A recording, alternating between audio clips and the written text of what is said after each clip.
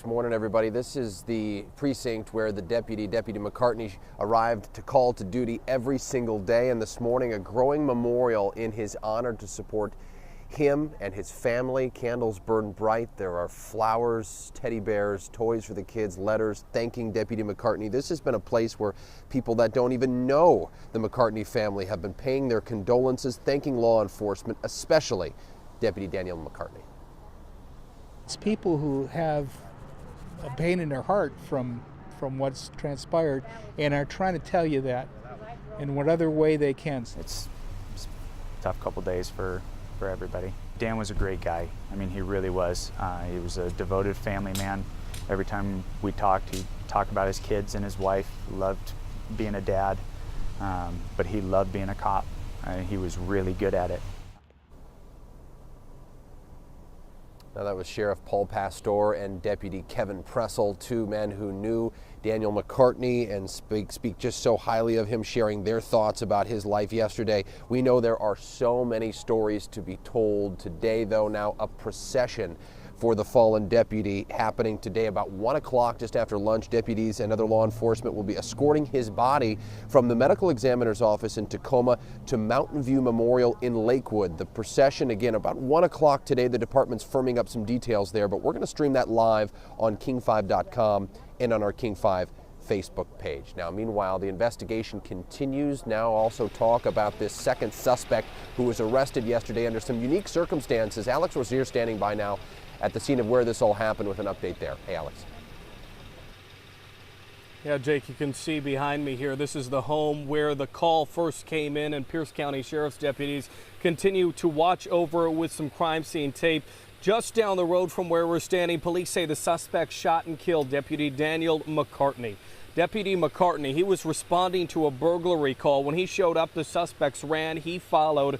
A gun battle ensued and it left the deputy dead. All day, the sheriff said that there were two suspects. The first, Henry Carden, died at the scene, but the other escaped on foot. But late yesterday afternoon, the sheriff's office announced an arrest. They booked this man right here, 32-year-old Frank William Powell, for first-degree murder. An alert officer actually spotted him near the scene. They took him into custody yesterday morning on unrelated warrants, but then they tied him to the murder. A long night.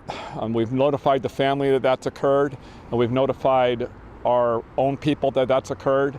So it's a big sigh of relief. And at this point, we don't know if there's any other suspects, but we do know that we got our two main people not out in public to harm anybody else. One's deceased and the other's in custody. As you look live at the Pierce County Sheriff's deputy vehicle that remains on scene here more than 24 hours after it happened, detectives were able to recover a second weapon. One other note, the suspect that remains alive, the one that is in jail, he is expected to be in court this afternoon. Reporting live, I'm Alex Rozier. Joyce and Steve, we will send it back to you. Actually, we're going to send it to Jake with more.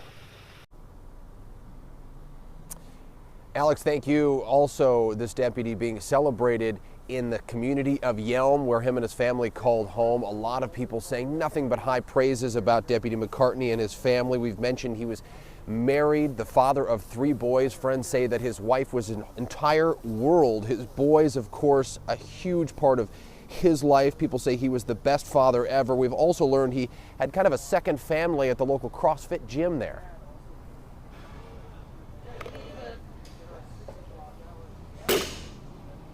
Not a scratch.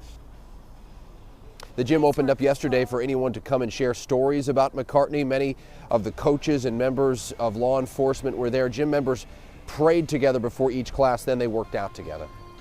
Daniel would say, move faster, get deeper.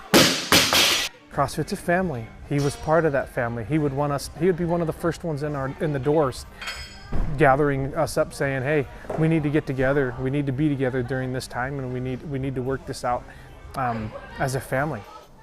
Deputy McCartney had signed up to teach a class at CrossFit Yelm January 20th, next Saturday. Since he won't be there, the gym's owners tell us they now plan to honor him on that day. So if you would like to help his family, donations can be made at any Tapco Credit Union branch or through PayPal. The department says you can also bring donations to the sheriff's office. We have more information and got you covered on king5.com. The department says there are no other sanctioned fundraisers right now. Go to the credit union or PayPal or go to our website.